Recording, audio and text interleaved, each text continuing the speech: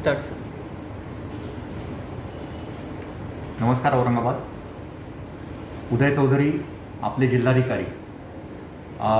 या ठिकाणी 30 जूनला आपण संध्याकाळी भेटतो आहे फेसबुक लाईव्हच्या माध्यमातून. आणि फार मला जेव्हा जेव्हा आपल्याशी बोलतो तेव्हा तेव्हा खूप समाधान मिळतं, कारण की थेट आपला जो आहे या ठिकाणी संवाद होत असतो. मी आपल्याला बोलतो आणि त्याचसोबत आपल्याकडून पण जे प्रश्न असतात त्या प्रश्नांना मला असं वाटतं की मी पुरेपूर माझ्या क्षमतेने उत्तर देण्याचा देखील प्रयत्न करत असतो. आज आपण बऱ्याच दिवसांनी भेटतो आहे. त्याला कारणही असं आहे कारण की मध्यंतरी लॉकडाऊनचा पिरियड होता आणि त्याचसोबत आता जे आहे आता व्यवस्थितपणे लॉकडाऊनचा जो मिशन बिगिन अगेनचा दुसरा टप्पा चालू झालेला आहे, त्या दृष्टीने पण आपल्या अनेक शंका असू शकतात. त्याचसोबत वाढत जाणाऱ्या केसेस आहेत त्या बाबतीतही आपल्याला काही विचारायचं असू शकतं. प्रशासन काय करत आहे त्याच्या बाबतीतही आपल्याला बरेच प्रश्न असू शकतात या ठिकाणी. आणि या सर्व भूमिकेतून मला असं वाटतं की आज आपली ही साधक चर्चा ही या ठिकाणी होणं हे चांगलं आहे. मित्रांनो, आपल्याला सर्वांना माहीत आहे की कोरोनाला हरवण्यासाठी प्रशासनाच्या वतीने एक प्रशासनाचा प्रमुख म्हणून मी आणि माझी टीम ही पूर्णपणे कसोशीने जीवापाड प्रयत्न करत आहेत. मात्र असं असताना पण कुठेतरी एक वातावरण खराब झालेलं एक थोडंसं दिसतं. मला असं म्हणायचं आहे की आपण सर्वांनी निश्चितपणे प्रशासनाला जाब विचारला पाहिजे, निश्चितपणे प्रशासनाला प्रश्न विचारले पाहिजे. प्रशासन नक्की करतं काय आहे हे जाणून घेण्याचा पुरेपूर अधिकार आपल्याला आहे.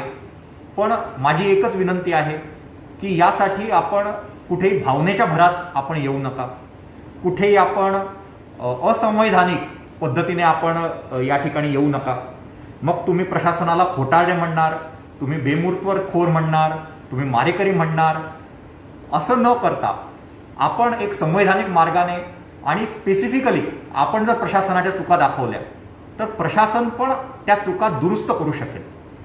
मला हे म्हणायचं आहे. जर आपण अगदी मोहमपणे जर असं म्हटलं की अरे हे काय चाललेलं आहे आणि प्रशासन काय झोपा काढतं आहे, प्रशासन काय करत आहे, प्रशासन काहीच काम करत नाही, प्रशासनाला काहीच पडलेली नाही लोकांच्या जीविताची वगैरे वगैरे, या सर्व मोहम गोष्टी आहेत. तुम्ही असं सांगा स्पेसिफिकली जी आपली तक्रार आहे की एक पर्टिक्युलर CCC आहे कोविड केअर सेंटर, त्या ठिकाणी आम्हाला ह्या पाण्याचा इश्यू आहे, आम्ही तातडीने तो सॉल्व्ह करू शकतो. एक क्वारंटाईन सेंटर आहे त्या ठिकाणी जेवणाचा विषय आलेला आहे, आम्ही तातडीने तो सॉल्व्ह करू शकतो, त्या ठिकाणी ऍक्शन घेऊ शकतो. पुन्हा पुन्हा इश्यू येत असतील तर कारवाया होऊ शकतात आणि याच्यातूनच आपण सिस्टीम ही इम्प्रूव्ह करू शकतो. आपल्याला जर खरोखर सिस्टीम इम्प्रूव्ह करायची असेल, आपल्याला जर खरोखर काम करायचं असेल तर आपण आमच्या सोबतीने हे काम करणं अपेक्षित आहे. माझी आपल्याला सर्वांना नम्रपणे अशी विनंती आहे की ज्यावेळी आपण अशा काही भाषेचा वापर करतो म्हणा किंवा अशा पद्धतीने जेव्हा आपण मोघम स्वरूपामध्ये असं टीका करतो, तर मित्रांनो मला असं म्हणायचं आहे की याचा कुठे ना कुठे एक चुकीचा परिणाम हा प्रशासनात काम करणाऱ्या प्रत्येक व्यक्तीवर होत असतो.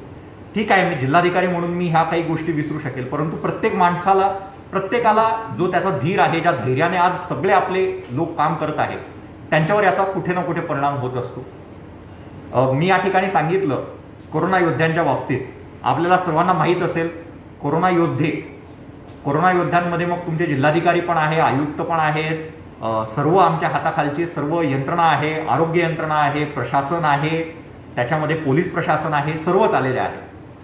आणि मग जेव्हा मी फोन करतो तेव्हा जेव्हा असं दिसतं की कोरोना योद्ध्यांचा करू सन्मान आणि त्यांना जे आहे त्यांना चांगल्या पद्धतीने आपण हे करावं, परंतु इथे मात्र दुसरीकडे एकदम खूप जास्त मोहम स्वरूपामध्ये बोलणी खावी लागतात. त्यावेळी कुठे ना कुठे हा विरोधाभास आम्हाला पण वाटतो. माझं हे म्हणणं नाही की तुम्ही चुका दाखवू नका, कृपया करून तसा गैरसमज करून घेऊ नका. माझं फक्त हे म्हणणं आहे की जर आपण स्पेसिफिकली जर या ठिकाणी बोललात तर मी आपल्याला शब्द देतो, पुरेपूर आम्ही आमच्या वतीने आम्हाला स्वतःला सुधारवण्याचा प्रयत्न करू. पण आपल्याला माहीत आहे की जर आपण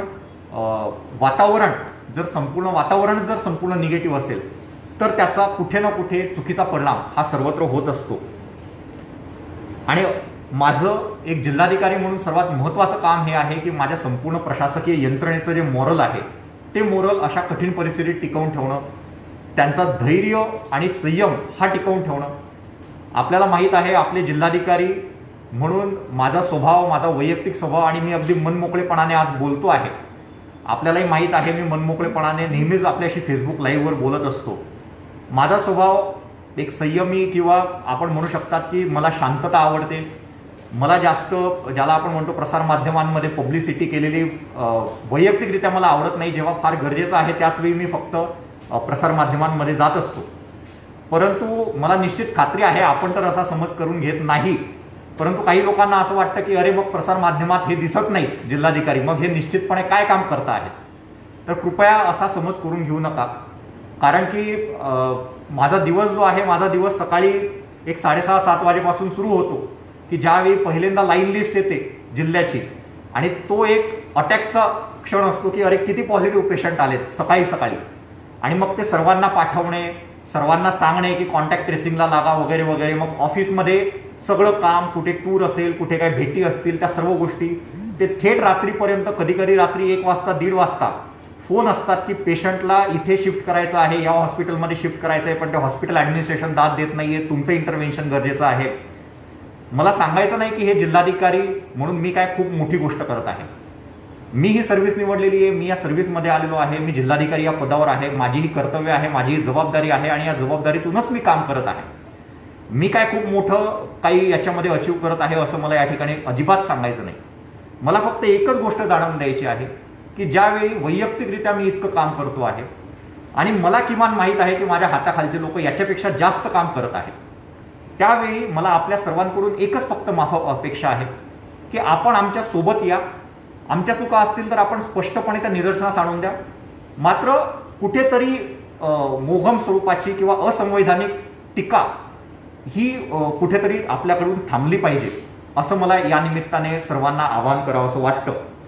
आणि त्याचसोबत एक शब्द पण मी या ठिकाणी देतो की कुठल्याही पद्धतीचं जे काय आपण प्रशासनाला लक्षात आणून देणार की इथे आपण चुकत आहे, इथे आपण काहीतरी काम करण्यास कमी पडत आहोत, आम्ही निश्चितपणे ते सुधारण्याचा प्रयत्न करू. पण आपल्याला सर्वांना मी या ठिकाणी हे पण सांगू इच्छितो की जसा कोरोना हा आजार आपल्या सर्वांसाठीच नवा होता, तसाच हा प्रशासनाला पण नवीन आहे. प्रशासन पण या आजाराला कसं टॅकल करावं याबाबत सर्व बाजूंनी विचार करूनच निर्णय घेऊन पुढे जात आहे. मग अशा वेळी असे निर्णय घेताना कुठेतरी पब्लिक पार्टिसिपेशन कमी पडतं म्हणून काहीतरी गोष्टी होऊ शकत नाही, कुठेतरी आमच्याकडून काही अनावधानाने गोष्टी राहून जातात, मिस होतात, चुका होतात. त्या बाबतीत सुधारणा करून आम्ही पुढे जायला पाहिजे, ते आम्ही पुढे जातो. आणि अशा पद्धतीने सोबत आपण पुढे गेलो तरच फक्त आपण याला आगामी भविष्य काळामध्ये अधिक सक्षमतेने तोंड देऊ. मला या ठिकाणी एक अजून गोष्ट स्पष्ट करायची आहे. निव्वळ कर्फ्यू लावला, निव्वळ लॉकडाऊन केलं म्हणून काय व्हायरस थांबणार नाही. आणि जर कोणाच्या मनात अशा पद्धतीचे विचार असतील तर माझी विनंती आहे की कृपया असं काढून टाकावं. लॉकडाऊन किंवा कर्फ्यू हे व्हायरस थांबवायचं सोल्युशन नाही. तो एक मार्ग आहे की ज्याच्या अन्वये आपण, आणि हे मी सांगत नाहीये तर हे जगभरातल्या शास्त्रज्ञांनी अनेक रिसर्च पेपरमधून हे पब्लिश केलेलं आहे. लॉकडाऊन किंवा कर्फ्यू हे जे व्हायरसचं जे स्प्रेडिंग आहे पॉप्युलेशनमध्ये, त्या स्प्रेडिंगचा जो ग्राफ आहे आणि जो पीक येणार आहे आणि त्या पीकला जे आपली हेल्थ सिस्टीम इनएफेक्टिव्ह ठरेल किंवा कमी पडेल, तो ग्राफ फ्लॅटन करण्यासाठी आपण लॉकडाऊन किंवा कर्फ्यू किंवा सोशल डिस्टन्सिंग आणि या सर्व गोष्टी चा वापर करत असतो. जेणेकरून जर उदाहरणार्थ एखादं एक हायपोथेटिकल गाव आहे की ज्या ठिकाणी 100च बेड अवेलेबल आहे, तर त्या ठिकाणी अचानकपणे जर उद्याच्या दिवशी 150 पेशंट आले तर 50 पेशंट मग जाणार कुठे? अशा परिस्थिती उद्भवू नये म्हणून ही सर्व टप्प्याटप्प्याने आपण लॉकडाऊन म्हणा किंवा कर्फ्यू म्हणा किंवा काही बंधनं म्हणा ही लादत असतो. मात्र याचा अर्थ कोणीही करून घेऊ नये की लॉकडाऊन किंवा कर्फ्यू केला म्हणजे आपण अगदी 0 केसेसवर येणार. मित्रांनो, सायंटिफिकली तरी आज असा कुठलाही पुरावा नाही की पूर्णपणे अशा पद्धतीने केल्यानंतर 0 होईल. मग तुम्ही म्हणणार की साहेब तुम्ही काहीही बोलतात. आपल्याकडेही काही इंडियामध्ये उदाहरणं आहे. न्यूझीलंड सारखा पूर्ण देश आहे की जो म्हणतो की आज आम्ही पूर्ण कोरोनामुक्त झालेलो आहे. मित्रांनो, याच्यामध्ये फक्त कर्फ्यू, मी पुन्हा सांगतो, किंवा लॉकडाऊन हे महत्त्वाचं नाही, तर त्याच्यासोबतच्या ज्या इतर गोष्टी आहेत त्या इतर गोष्टी देखील त्याच्यामध्ये महत्त्वाच्या आहेत. आणि बिलीव्ह मी, आमच्यावर विश्वास ठेवा की आम्ही या सगळ्या गोष्टींचा अभ्यास करूनच हे संपूर्ण निर्णय घेतो आहे. आणि सुरुवातीलाच जसं मी सांगितलं तसं, जसं आपल्याला हा विषय पूर्णतः नवीन आहे तसा प्रशासनासाठी पण हे एक नवीन आव्हान आहे. आणि आपण आपल्या सहकार्याने हे संपूर्ण आव्हान हे पेलण्याचा या ठिकाणी प्रयत्न करत आहे. माझ्याकडून मला सुरुवातीलाच ओपनिंग स्टेटमेंट हे द्यायचं होतं, कारण की मला असं वाटतं की आज जे आपण कोरोनाचे रुग्ण औरंगाबादमध्ये पाहत आहे, आज औरंगाबादची जर आरोग्य यंत्रणेची जर कपॅसिटी किंवा आरोग्य यंत्रणेवरचा जर ताण लक्षात घेतला तर आज आपण हे पेशंट व्यवस्थितपणे हाताळू शकतो आहे. मी पुन्हा एकदा रिपीट करतो की आजचे जे औरंगाबादचे 5200 पेशंट आहेत आजपर्यंतचे आलेले, आणि आज जे लाईव्हमध्ये एक ॲक्टिव्ह पेशंट जे 2600 आहेत, हे आपण अगदी व्यवस्थितपणे हँडल करू शकतो आहे. मग परत तुम्ही म्हणणार की साहेब, मग वर्तमानपत्रात तर इकडे तिकडे बातम्या येतात की हा पेशंटला इथे बेड नाही मिळाला, त्या पेशंटला तिथे बेड नाही मिळाला. हा मॅनेजमेंटचा विषय आहे आणि या मॅनेजमेंटसाठी आपण सर्व हॉस्पिटल्स सोबत समन्वय करून हा विषय सॉल्व्ह करत आहोत. याच्यामध्ये एक कारण कुठलंही नाही आहे, याच्यामध्ये अनेक कारणं आहेत. सो त्याच्यामुळे जो आहे, त्याच्यामुळे मी फक्त आपल्याला एवढंच सांगेल की अशी कुठली परिस्थिती नाही, त्याच्यामुळे पॅनिक व्हायची अजिबात गरज नाही. आपण आपली जी कपॅसिटी आहे, जी आपण रिझर्व्ह करून ठेवलेली आहे, जे प्रोजेक्शन्स आहे त्या प्रोजेक्शननुसार आपण नेहमी पुढच्या महिन्याचा विचार करून आपण आज आपली तयारी करत असतो. आणि असं करत करतच मार्चपासून तर जूनपर्यंत आपण इथपर्यंत मजल घातलेली आहे. आणि मला असं वाटतं की अशा पद्धतीने पुढचा दृष्टिकोन लक्षात घेऊन जी आज आपली तयारी आहे त्यामुळेच आपण हे पुढे जाऊ शकतो. उदाहरणार्थ, आज जर 30 जून असेल तर मी 31 जुलैचे संभाव्य काय असू शकतं, किती केसेस वाढू शकतात, अंदाज काय आहे, त्या दृष्टीने आजच मी हे इन्शुअर करतो की त्या अंदाजाप्रमाणे आपल्याकडे ही फॅसिलिटी अवेलेबल आहे का, नसेल तर आजच ही तयार करून ठेवायला पाहिजे. आणि त्या पद्धतीने आम्ही प्रयत्न करत असतो. म्हणून मला असं वाटतं की इतक्या केसेस होऊन पण आपण यांना ठीकपणे व्यवस्थितपणे हे मॅनेज करू शकलेलो आहे. काही चुका राहिल्या असतील त्याबद्दल मी नाकारत नाही, परंतु तरी देखील बाय अँड लार्ज मोठ्या स्वरूपामध्ये आपण हे पेशंट या ठिकाणी मॅनेज करू शकलेलो आहे. मला परत आपल्या सर्वांना विनंती आहे, आपण प्रशासनाच्या चुका दाखवा, प्रशासनामध्ये काय चुकतं आहे ते निश्चित करा, आम्ही निश्चितपणे ते सुधरवू. मात्र अगदी म्हणजे अतार्किकपणे किंवा बायस होऊन आपण टीका कृपया करू नका, कारण त्याच्याने मी पण एक माणूस आहे, आपल्यासारखाच माणूस आहे, तो आम्हालाही कोणीतरी जर चांगलं म्हटलं, जर कामाचं कौतुक केलं तर बरं वाटतं आणि अजून उमेदीने आम्ही कामाला लागतो. पण जर कुठेतरी गैरसमजातून, आणि गैरसमजातूनच असे विषय येतात, तर गैरसमजातून जर कुठेतरी काहीतरी गोष्ट झाली तर आम्हालाही वाईट वाटतं. सो या गोष्टीचं पण आपण भान ठेवलं पाहिजे. आणि मला 100% खात्री आहे की आमच्या या आव्हानाला प्रतिसाद देऊन आमची सगळी औरंगाबादची जनता ही प्रशासनाला उत्स्फूर्तपणे साथ देईल. त्याचसोबत मला एक हे पण सांगायचं आहे की जितकं शक्य आहे तितकं आम्ही आमच्या जे काय काम करतो आहे ते आपल्यासमोर ठेवण्याचा प्रयत्न करतो. परंतु मी ही गोष्ट एक प्रकारे मान्य करतो की प्रशासनाकडून प्रसारमाध्यमांच्या द्वारे आपल्यापर्यंत पोहोचण्यामध्ये कुठेतरी कमतरता राहिलेली आहे. त्यामुळेच अशा पद्धतीने फेसबुक लाईव्हच्या माध्यमातून मला आपल्या भेटीला वारंवार यावं लागतं. परंतु आम्ही निश्चितपणे याच्यामध्ये अजून इम्प्रूव्ह करून आमचा डायलॉग हा आपल्यापर्यंत योग्य रीतीने हे सर्व निर्णय पोहोचवण्याचा पुरेपूर प्रयत्न जो आहे तो प्रयत्न करत आहोत आणि करत राहू. यानंतर प्रामुख्याने ज्या गोष्टीसाठी आपलं हे फेसबुक लाईव्ह या ठिकाणी आहे ते मी या ठिकाणी स्पष्ट करू इच्छितो की आता पुढे काय. तर ज्याप्रमाणे माननीय मुख्यमंत्री महोदयांनी या ठिकाणी स्पष्ट केलं आहे आणि काल प्रेस कॉन्फरन्समध्ये आम्ही स्पष्ट केलेलं आहे, मिशन बिगिन अगेनचा दुसरा टप्पा आपला 1 जुलैपासून चालू होतोय, तो 31 जुलैपर्यंत राहणार आहे. आणि या दुसऱ्या टप्प्यामध्ये आपल्या पहिल्या टप्प्यातली जी काय भूमिका होती हीच भूमिका आपली दुसऱ्या टप्प्यात सुद्धा चालू राहणार आहे.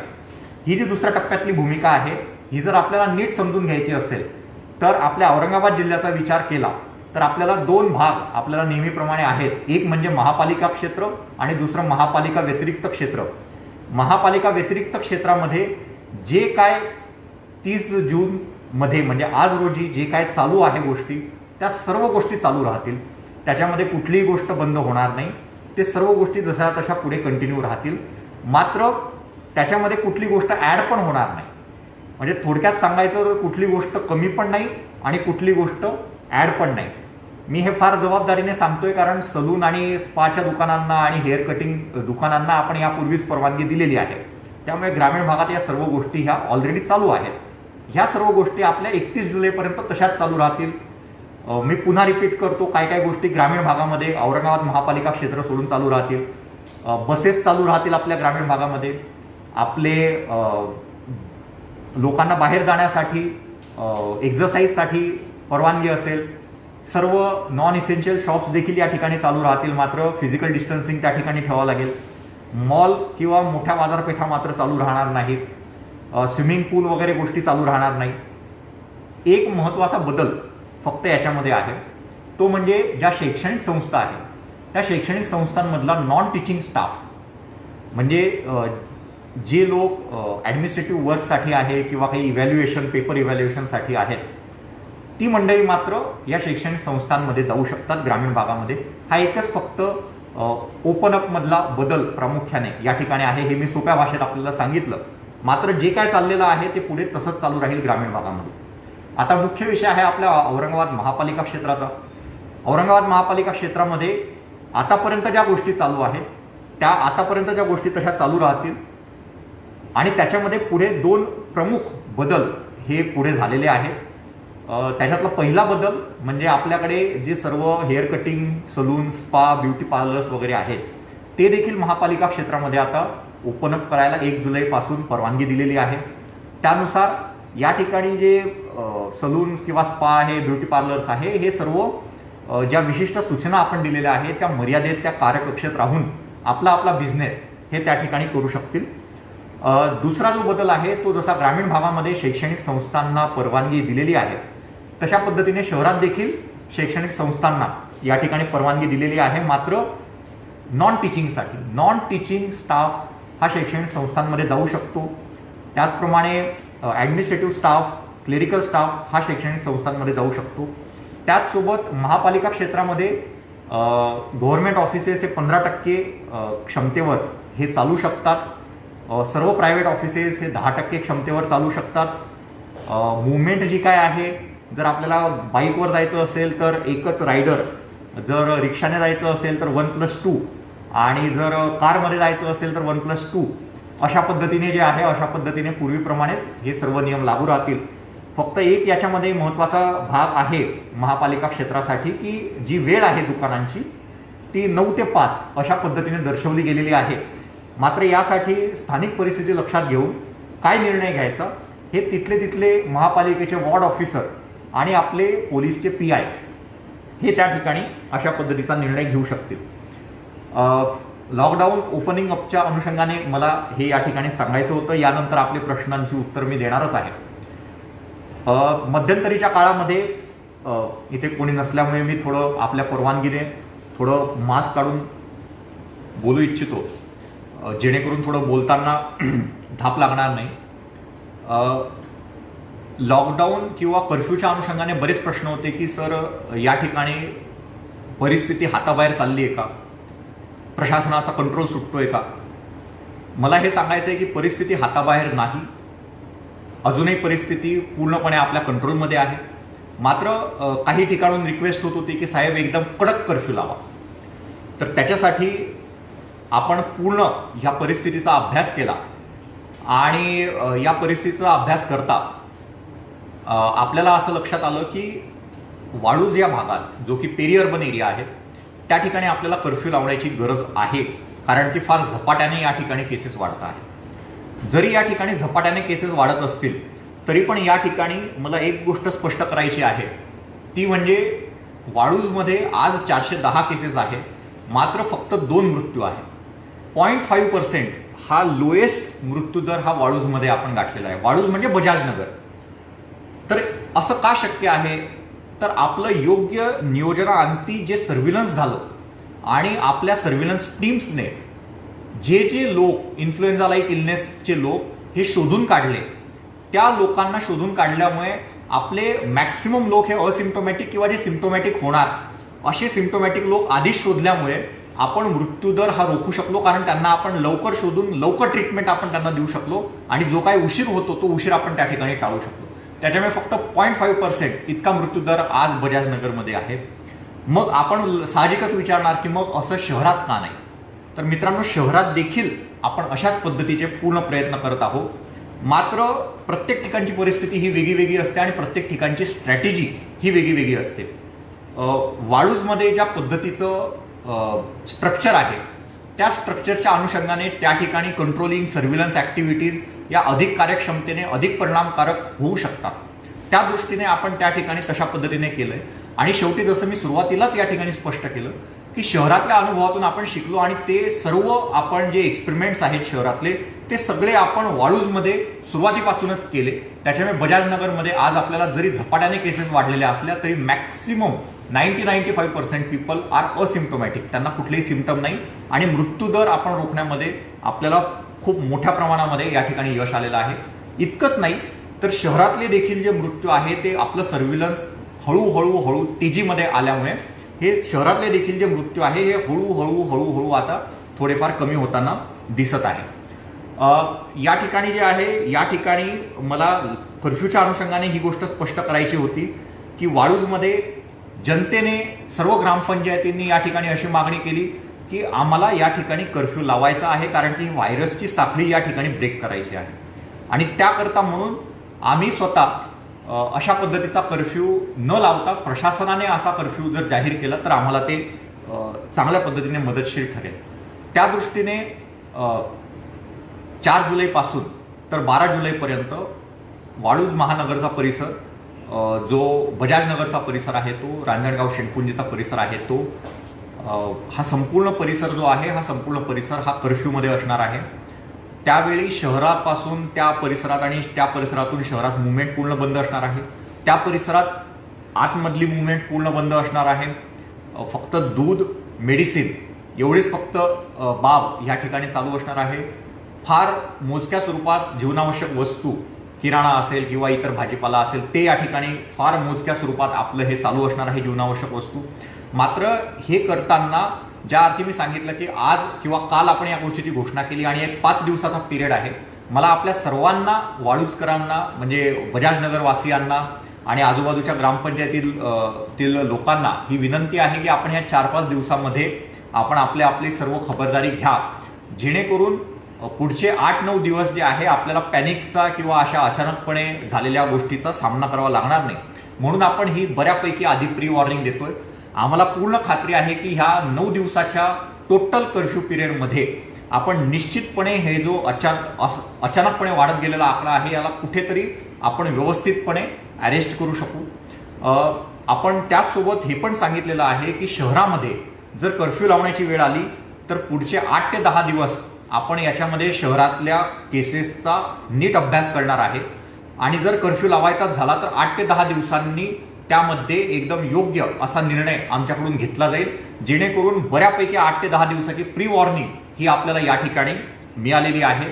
आपण सर्वांना माझी विनंती आहे की जे नॉर्म्स आहेत की फिजिकल डिस्टन्सिंग आहे किंवा यूज ऑफ मास्क आहे, मी आत्ता काढून ठेवलेलं आहे कारण की डिस्टन्स खूप जास्त आहे आणि इथे कोणी नाही, तर जे काय नॉर्म्स आहेत ते सर्वांनी फॉलो करावे. आणि हे नॉर्म्स फॉलो करत असताना आपण आपल्या कोरोना विषाणूचा प्रसार कशा पद्धतीने रोखता येईल याकरता जे जे काय सांगितलं गेलेलं आहे ते निश्चितपणे परिणामकारकपणे फॉलो करावं.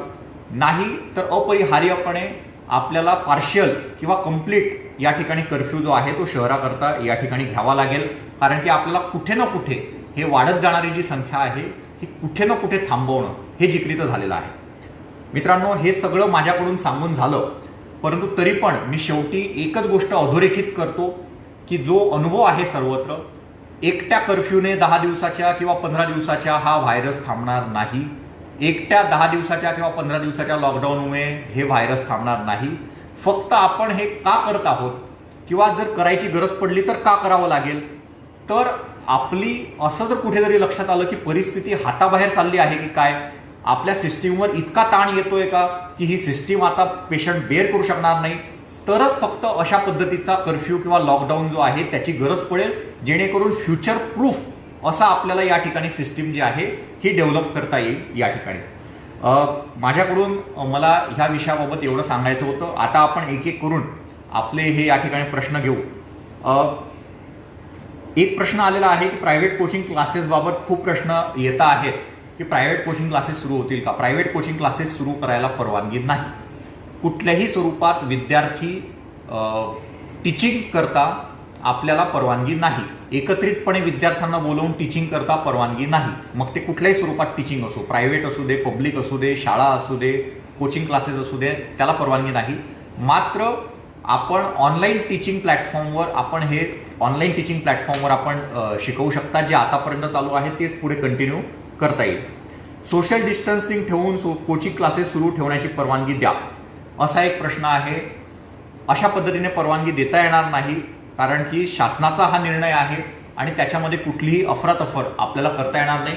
कारण की आपल्याला माहीत आहे की शासनाने जे सर्क्युलर काढलेलं आहे त्याच्यामध्ये सांगितलेलं आहे की जो शासनाने निर्णय दिलेला आहे त्याच्यामध्ये स्ट्रिक्ट जर करायचं असेल तर ते करण्याचे अधिकार जिल्हाधिकाऱ्यांना किंवा महापालिका आयुक्तांना आहे. मात्र त्याच्यामध्ये रिलॅक्सेशन जर अजून करायचं असेल तर मात्र ते अधिकार आम्हाला नाही, ते अधिकार शासनाला आहे. त्याच्यामुळे आता जे काय लॉकडाऊन आहे किंवा मिशन बिगिन अगेनमध्ये जे काय रेस्ट्रिक्शन्स आहे त्या रेस्ट्रिक्शनमध्ये जर आपल्याला रिलॅक्सेशन्स पाहिजे असतील तर ते शासनाकडूनच येऊ द्यावे लागतील. जर मात्र कुठेतरी हे अजून स्ट्रिक्ट करायचं असेल तर मात्र जसं मी सांगितलं की वाळूजमध्ये 4 ते 12 टोटल कर्फ्यू आणि शहरामध्ये पार्शियल किंवा टोटल कर्फ्यूच्या बाबतीत आपण विचार करू, ते मात्र निश्चितपणे आपल्याला या ठिकाणी करता येणार आहे. विनाकारण फिरणाऱ्यांवर काय कारवाई करणार, हा अत्यंत महत्त्वाचा प्रश्न आहे. परंतु विनाकारण फिरणारे हे ओळखायचे कसे, त्यांच्या मागे पोलीस लावून त्यांच्यावर कशी कारवाई करायची, हा फार मोठा यक्ष प्रश्न आहे. मला आपल्या सर्वांना सांगायचं आहे, आता माझ्याकडे एक्झॅक्ट डेटा अवेलेबल नाही, परंतु खूप मोठ्या प्रमाणावर शहरात आणि ग्रामीण भागामध्ये अशा विनाकारण फिरणाऱ्यांवर कारवाया झालेल्या आहेत, दंड वसूल करण्यात आलेले आहे, इनफॅक्ट गुन्हेही दाखल करण्यात आलेले आहेत.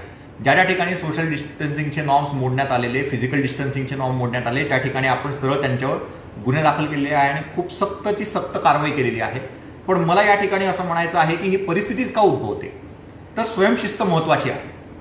म्हणजे काल जेव्हा आमची बैठक झाली सर्व लोकप्रतिनिधींसोबत प्रशासकीय अधिकाऱ्यांची, त्यावेळी प्रकर्षाने असं लक्षात आलं आणि आपल्याकडचे फार ज्येष्ठ नेते जे आहे त्यांनी या ठिकाणी ही गोष्ट आणि त्यांची भूमिका मांडली की हे सगळं जे आहे हे सगळं तोपर्यंत शक्य नाही. आणि हे माझे शब्द नाही आहेत, हे आपले जे जिल्ह्याचे ज्येष्ठ नेते आहेत त्या ज्येष्ठ नेत्यांचे शब्द आहेत की हे अशी परिस्थिती का उद्भवते आणि का आपण प्रत्येक वेळी प्रशासनाला याच्याकरता जबाबदार धरतोय. आपण स्वतः स्वयंशिस्तीचं पालन केलं पाहिजे. ज्या ठिकाणी स्वयंशिस्तीचं पालन होईल त्याच ठिकाणी हा कोरोना आजार हा कंट्रोलमध्ये राहणार आहे. आणि म्हणून तेच अपील, त्याच ज्येष्ठ नेत्याचं अपील घेऊन मला आपल्यासमोर यायचं आहे की आपण स्वयंशिस्त पाळायला शिकलं पाहिजे. आणि एक कम्युनिटी प्रेशर किंवा पियर प्रेशर नावाचा जो घटक आहे तो आपण आता अंमलात आणायला पाहिजे.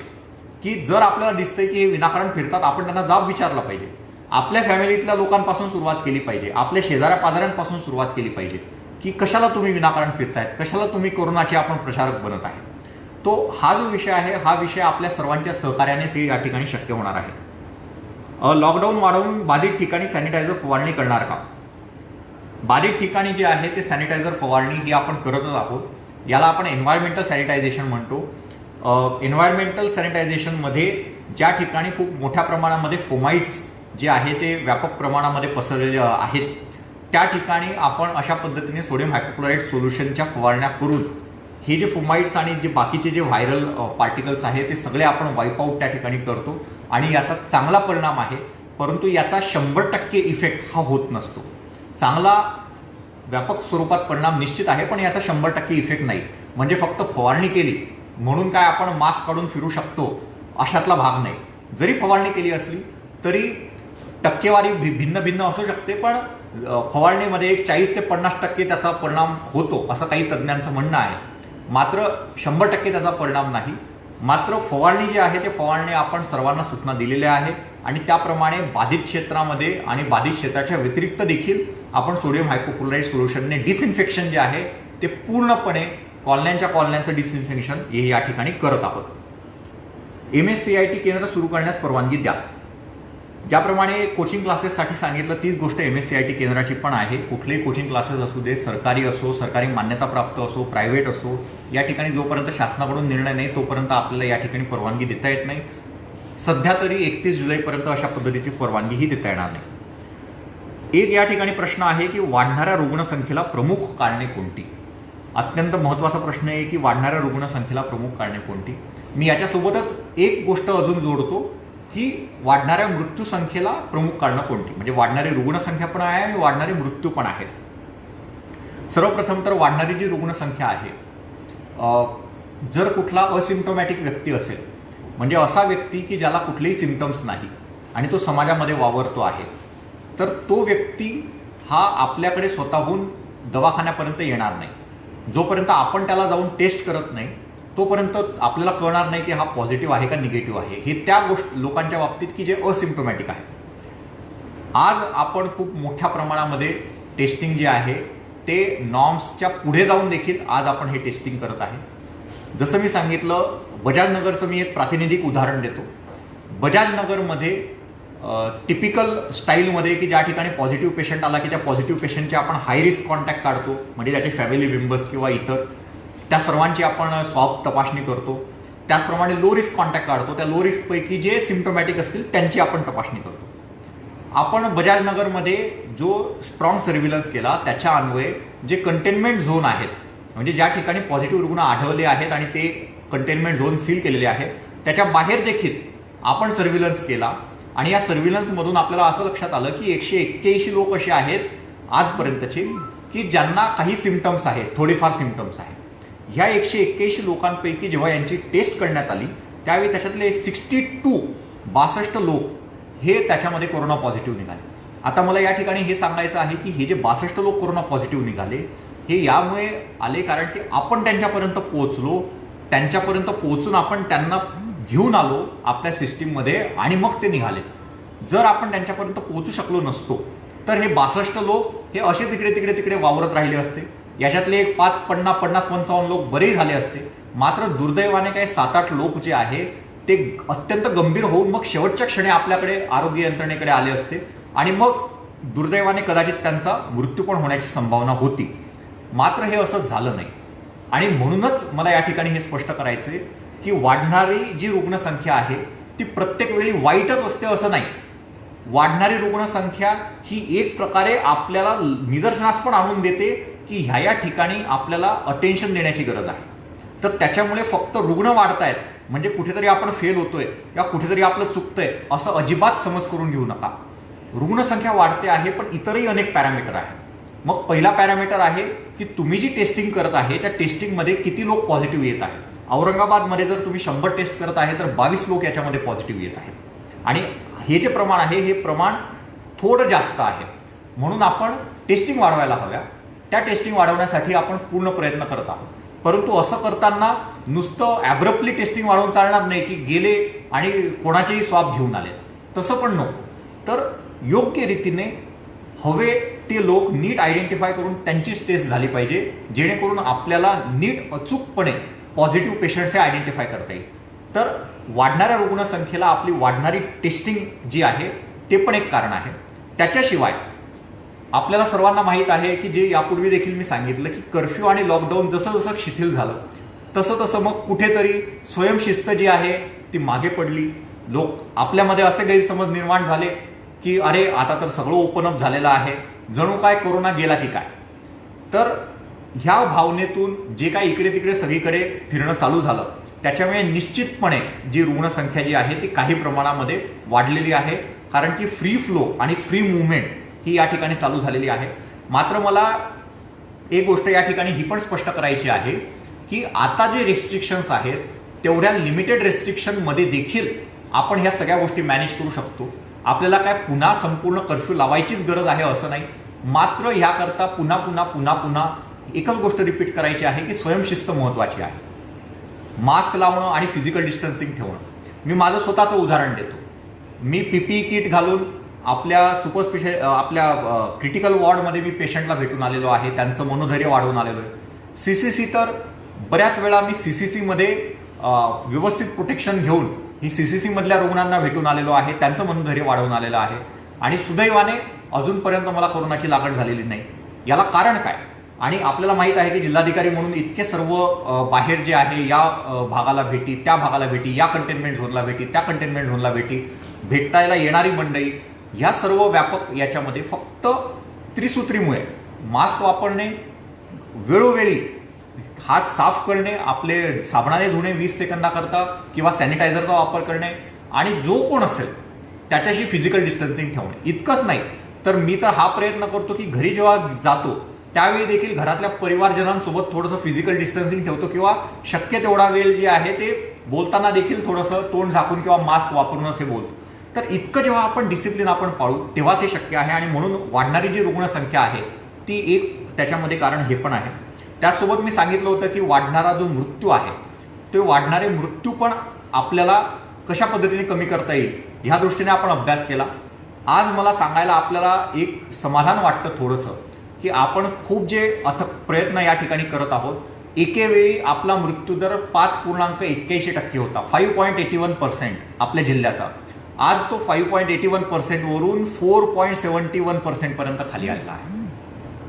म्हणजेच काय तर आपण खूप चांगल्या पद्धतीने कुठेतरी ट्रेसिंग ट्रॅकिंग करू शकतो आहे आणि हा मृत्यूदर खाली आणतो आहे. आमचे पूर्ण प्रयत्न आहे की हा अजून मृत्यूदर खाली आणावा. मला ह्या दृष्टीने आपल्याला हे पण सांगायचं आहे आणि एक थोडासा कन्सेप्ट स्पष्ट करायचा आहे की जर कोरोना बाधित झाले, मित्रांनो, कोरोना जर पुढचं वर्षभर राहिला, जे सायंटिस्ट म्हणत आहे की किमान 1 वर्ष तरी पुढची व्हॅक्सिन येणार नाही, आणि जर हा अशाच पद्धतीने जर आपल्या पॉप्युलेशनमध्ये राहिला तर सगळेच लोक अफेक्ट होणारे आहेत. मध्यंतरी एक व्हॉट्सअप मेसेज फिरत होता, जे आपल्याकडचे जे एक तज्ज्ञ आहेत त्यांनी त्यांचे विचार मांडले होते, जे आपल्याकडचे तज्ज्ञ डॉक्टर आहेत औरंगाबादचे. त्यांनी म्हटलं होतं की हे पुढच्या 2 ते 3 महिन्यामध्ये हे सर्वांना याची कुठे ना कुठे लागण होणार आहे. पण हे सर्व आपले यत्र तत्र आपले विचार आहेत, आपले मांडणी आहे. पण जर असं जर होणार असेल तर 90 ते 95% लोक असे आहेत की जे स्वतःच्या इम्युनिटीने हे ह्या कोरोना व्हायरसला हरवणार आहेत, ज्यांना काहीच होणार नाही आहे. मग आपण उगीच कशाला घाबरून जायची गरज आहे किंवा का आपण पॅनिक व्हायची गरज आहे? पण जरी आपण घाबरून जायचं नाही, पॅनिक व्हायचं नाही, तरी पण मग मास्क का वापरायचा किंवा डिस्टन्सिंग का ठेवायचं? कारण की नकळतपणे जर आपण कॅरियर असू तर आपल्याकडून व्हल्नरेबल सेक्शनपर्यंत हा व्हायरस पोहोचता कामा नये. म्हणून आपण ह्या सगळ्या गोष्टींचं पालन करायचं आहे. माझी इम्युनिटी स्ट्रॉंग असेल, परंतु माझ्यामुळे जर दुसऱ्याला जर हा पोहोचत असेल आणि जर त्याची इम्युनिटी स्ट्रॉंग नसेल तर काय? म्हणून आपल्याला ही बंधनं ही पाळायची आहे. आणि आपला पण असा अनुभव आहे, 90% 95% पेशंट्स जे आहे ते असिम्प्टोमॅटिक असतात, ते त्यांच्या इम्युनिटीने स्ट्रॉंग होतात. आणि म्हणून मग आपण आयुर्वेदिक काढा असेल की जे वेळोवेळी आयुष मंत्रालयाने पब्लिश केलेलं आहे, काही होमिओपॅथीच्या औषधी या ठिकाणी दिल्या जातात, कॅम्फर बी आहे किंवा आपलं आर्सेनिक अल्बमच्या गोळ्या आहेत की जे होमिओपॅथिकली रिकमेंड केलेले आहेत, किंवा इम्युनिटी बूस्टर म्हणून आपले व्हिटॅमिन सी किंवा व्हिटॅमिन डी वाढवण्यासाठीचे काही भोजन आहे. योग्यपणे आहार, योग्यपणे झोप, योग्यपणे व्यायाम, या सगळ्यांचा जर आपण जीवनशैलीत वापर केला तर आपली इम्युनिटी निश्चितपणे राहणार आणि आपण निश्चितपणे या व्हायरसला हरवू शकणार. तर निश्चितपणे आणि असं राहिलं तर ऑटोमॅटिकली आपला मृत्यूदर हा खाली राहणार आहे. शेवटी या प्रश्नाचा मी शेवट करतो की म्हणजे पुन्हा पुन्हा जे बोललं जातं आणि आज इतक्या 5-6 महिन्यानंतर जे काही जगाच्या लक्षात येतं आहे ते असं आहे की वाढणारी रुग्णसंख्या ही प्रमुख कारण नसून मृत्यू रोखणं हे आपल्या समोरचं प्रमुख आव्हान आहे. त्याच्यामुळे आता प्रशासन दोन्ही बाजूने जरी प्रयत्न करत असले मृत्यू रोखणं आणि वाढणारी संख्या रोखणं, तरी प्रामुख्याने आपले जे प्रयत्न आहे ते संपूर्णपणे मृत्यू रोखण्याकडे आहे. कारण आपण जर लोकांना व्हायरसचा प्रादुर्भाव झाला आणि त्याच्यामुळे जर ते आजारी पडले आणि जर त्यांना बरे करू शकलो तर आपली एक प्रकारे ती अचिव्हमेंट राहील. मात्र मृत्यू जर आपण थांबवू नाही शकलो तर मात्र आपल्याला कोणीही माफ करणार नाही. सो त्याच्यामुळे ही गोष्ट या ठिकाणी मला स्पष्ट करायची होती. या ठिकाणी एक प्रश्न आलेला आहे, बजाजनगर वाळूजमध्ये नियोजन कसे केले आहे? मालेगाव पॅटर्न राबवावा. मी बजाजनगर आणि वाळूजच्या नियोजनाबाबत मी या ठिकाणी बोललो स्पष्टपणे. मालेगाव पॅटर्न राबवावा. मित्रांनो, मला या ठिकाणी माहिती आम्ही बऱ्यापैकी घेतलेली आहे मालेगावच्या बाबतीत, परंतु बऱ्याच अशा गोष्टी असतात की ज्या स्पष्ट होत नसतात किंवा जे समोर दिसतं प्रत्यक्षात तशी वस्तुस्थिती नसते. सो त्याच्यामुळे असा कुठला पॅटर्न वगैरे नाही आहे, कारण की there is no one fit or solution for corona virus. म्हणजे एकच साईजचा शर्ट सर्वांना फिट बसेल असं काही नाही आहे. त्याप्रमाणेच कोरोनामध्ये औरंगाबाद वेगळं आहे, मालेगाव वेगळं आहे, नाशिक वेगळं आहे, मुंबई वेगळं आहे, नागपूर वेगळं आहे. प्रत्येकाची वेगवेगळी समस्या आहे, प्रत्येकाची वेगवेगळी गोष्टी आहे. आपण सर्वांकडून शिकतो आहे आणि प्रत्येकाकडून मालेगावमधून आपण थोड्या गोष्टी घेतल्या, पुण्याकडून थोड्या गोष्टी घेतल्या, नागपूरकडून थोड्या गोष्टी घेतल्या, मुंबईमधून थोड्या गोष्टी घेतल्या आणि मग आपल्याला काय लागू होईल याचा साधक बाधक विचार करून आपण ते लागू करतो आहे.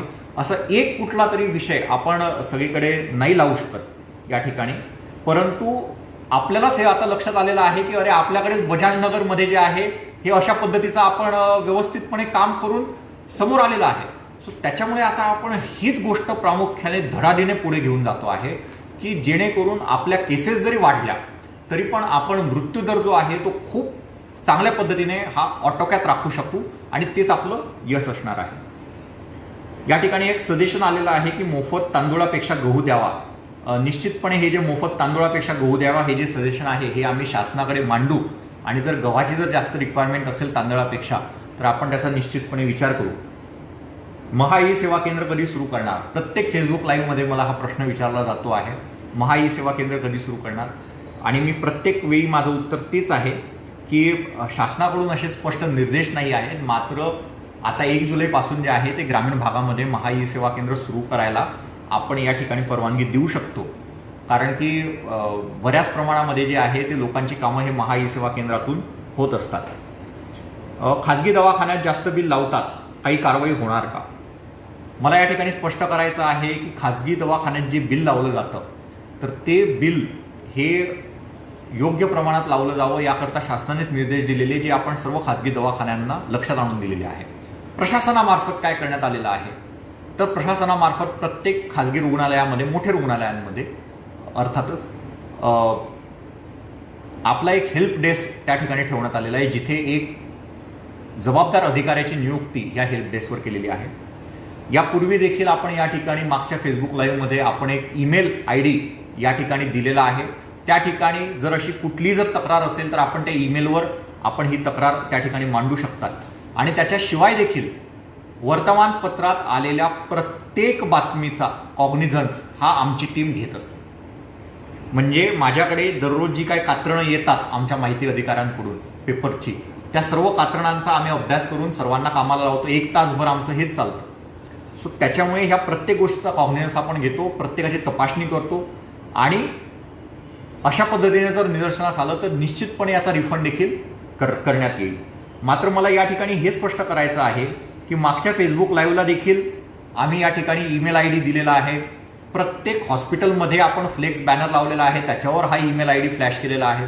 आणि ईमेल असल्यामुळे आपल्याला फक्त त्या ठिकाणी तक्रारकर्त्याने नाव, मोबाईल नंबर वगैरे फक्त त्या ठिकाणी द्यायचं आहे, आम्ही तुम्हाला कॉन्टॅक्ट करू.